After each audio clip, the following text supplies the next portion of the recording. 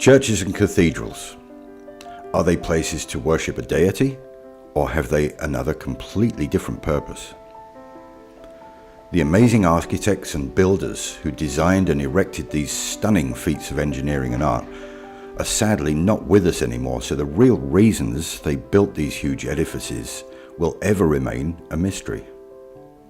Saying that, with so many good researchers on the case, I'm sure that the truth will eventually surface.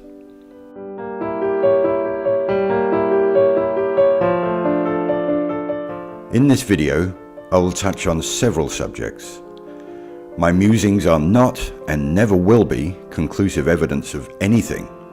I just want to put these ideas out there for other researchers to possibly follow up on and add to the ever-expanding pool of evidence being uncovered.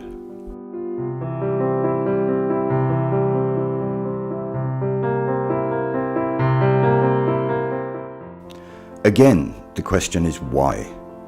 Why did they build such large, expensive, and hugely difficult to build structures? Surely, if you found your god or deity, do you really need such an opulent place to worship him, her, it? Praying at home seems to have the same effect as praying in church, but I stand to be corrected on that point. I don't know much about praying. Firstly, let's look at some of the truly beautiful flaws in some of these places.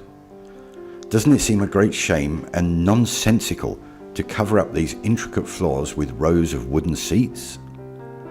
You would have thought that the architects who spent so much time and effort into designing these flaws would then choose to cover them up with chairs, and sometimes pretty rough ones at that. The pews do not seem to match the level of intricacy and handiwork that the rest of the structure exhibits. To me, they seem like a bit of an afterthought.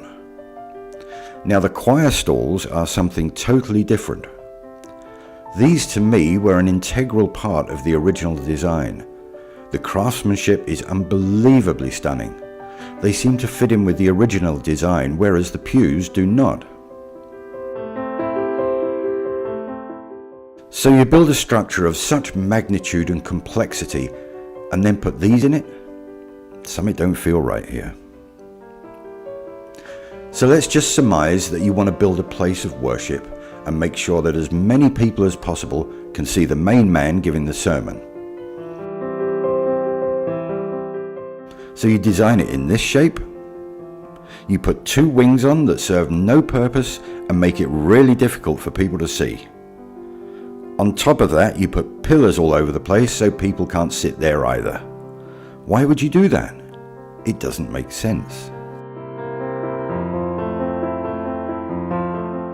Now, if these buildings were places of healing through cymatics and resonant frequencies, then things start making a little bit more sense. The inside dimensions were obviously hugely important to the architects. Otherwise, you wouldn't make these places so time-consuming and difficult to build.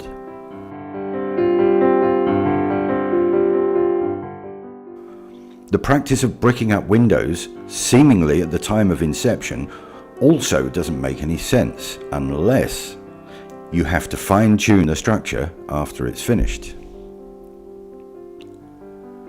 Let's take a look at the similarity of the rose windows and the patterns produced in the study of cymatics. When you look at what our stars really look like, then this also fits neatly into the equation. There are many intellectual discrepancies related to churches, cathedrals, and also the beautiful mansions of the so-called Gilded Age. The lighting, the organs, the bells, the shape, the window designs, etc., etc., but that's for a later date. As usual, these are just my own personal views, and by no means conclusive or even correct. Hopefully this will be a catalyst for some other researcher to improve and build on. Thank you for watching.